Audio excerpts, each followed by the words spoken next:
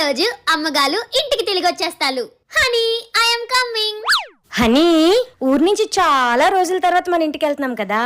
పాపం సీత ఒక్కరితే ఉంది, ఏం చేస్తుందో ఏంటో.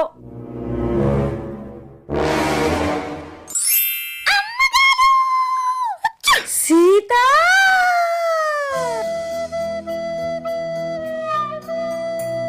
మీరేంటో మీ విధానాలేంటో ఇప్పటికి నాకు అర్థం అవరో బాబు. అవునే సీత, నేనంటే మా ఊరెళ్ళి వస్తున్నాను, నువ్వెక్కడి నుంచి వస్తున్నావు? మీకేనే టూల్ ఉంది, నాకు లేదేటి. నేను మా ఊళ్ళెళ్ళాను.